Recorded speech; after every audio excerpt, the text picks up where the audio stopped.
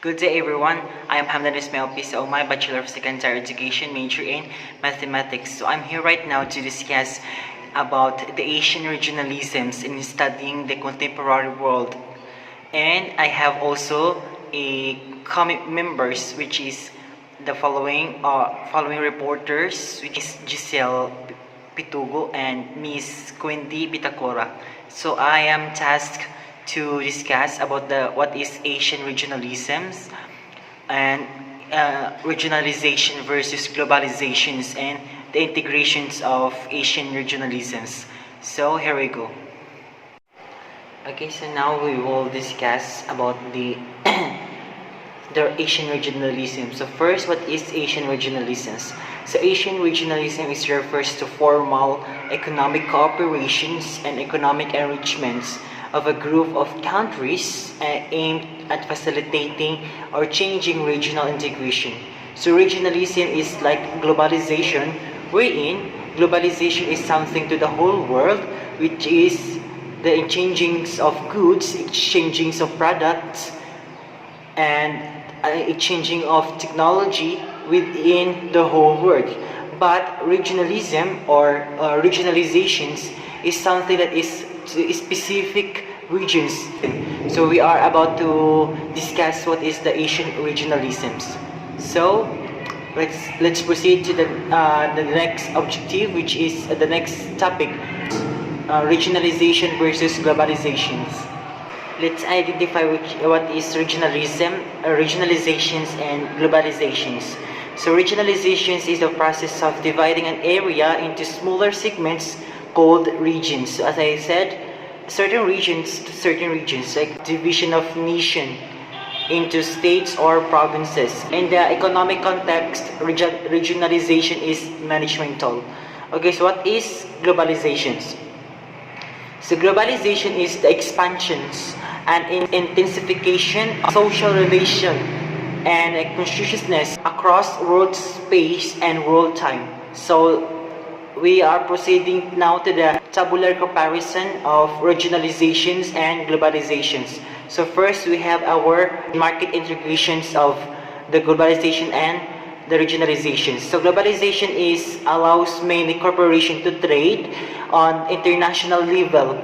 It allows a free market. So everyone, like for example in the Philippines, countries can or have access to import, to export a products, to trade a products. But in the regionalizations, monopolies are more likely to develop. It's monopolism, which is, for example, in this Philippines, only the Asian regions, the Asian countries can access or can trade in our countries. For example, like China, they are accessible in the Philippines to trading, but not in but like in America, they cannot the term of trading, so they are not accessible in the Philippines. That is how globalization and regionalization differs in terms of market or in terms of market integration. Okay, so the next category is cultural and societal relation.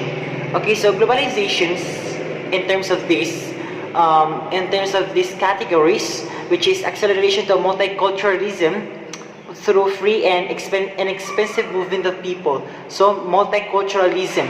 So we can have adaptations of many cultures of other countries, not only in the Asian region but in the whole world. We can adapt that one in terms of culture and societal relations. But in the regionalizations, it does not support multiculturalism.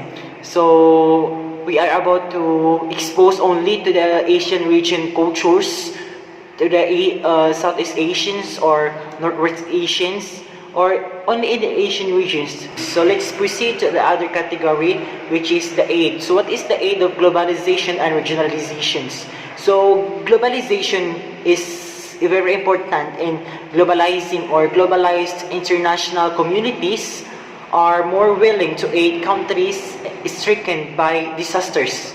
So if we had a disasters, like for example, a calamity, in natural calamities, which is the floods, earthquake damages, so we have a chance to accept more donations from other countries that is excluded from the Asian regions. But in regionalizations, a regionalized area does not get involved in the affairs of other areas.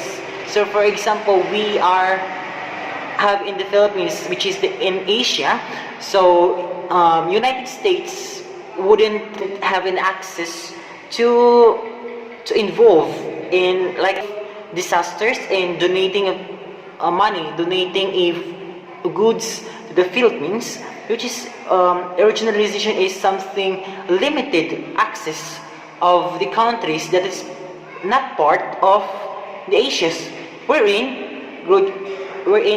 Asia's regions only could benefit or could export, could involve in terms of having these times of disaster, times of calamities, times of pandemic. So that is regionalizations. Like for example, regionalizations like the China are openly or freely gave a Philippines access to have a Sinovac COVID vaccine. But America, which is the Pfizer, they are selling it to the Philippines rather than making it free donated to our countries. So that is the relation or comparisons of the aid of globalizations and the aid of regionalizations. So, okay, so let's proceed to the integration of Asian regions. So it is the process by which different countries are came to agreement to remove trade barriers. Like for example, so the good advantage of this Asian leads us to easily importing our products in terms of trading, regions, integrations. It is removing trade barriers like for example tariffs, quotas, and border restrictions. So as we go further on this topic, we could have exposing many factors that are leading the Asian region into greater integration. Okay, so first is trade. So world economy is intertwined with each other, whether we like it or not. We all want or need something from another part of the world, including global trade facilities. This nation can readily supply each other needs.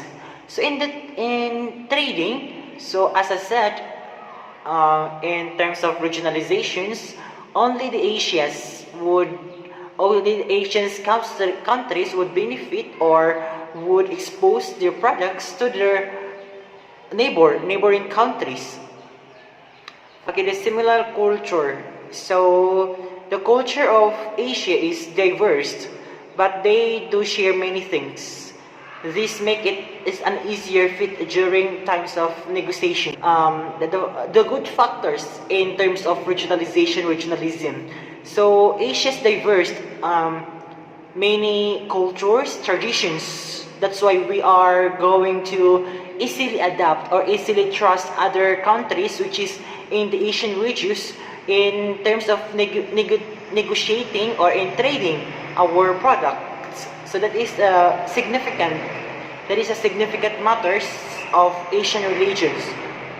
We are both sharing our cultures. Like for example, we are adapting a Chinese cultures. In February, a Chinese New Year, there is no many Filipinos that is celebrating Chinese New Year's. So that is sharing cultures that is diverse but united. So common goals, which is the Asian region recognizes the mutual benefit of a slow integration, and that is to accelerate the economic growth, social progress, and cultural development, and to promote peace. Okay, so Asia's regions, Asia's countries have the same goal, which is to accelerate economic growth, even though we have a slow integrations. because of different economic growth. There is something part of the East Asians that is high income, which is, for example, the China or Singapore, and the medium income, which is medium, is like, for example, the Philippines, and the poor are, I'm not saying poor, but in the low income, which is the Pakistan, for example. So in terms of this, it would brought delaying of the Asian region integrations and achieving economic and political integrations or economic growth. So this is all my topic. I hope everyone understands my topic. I have a colleagues from El Salvador, which is Miss Jesil Pitogo and Miss Bitacura, to continue these broad discussions of Asian regionalism. So thank you for listening. That will be all. Till next vlog.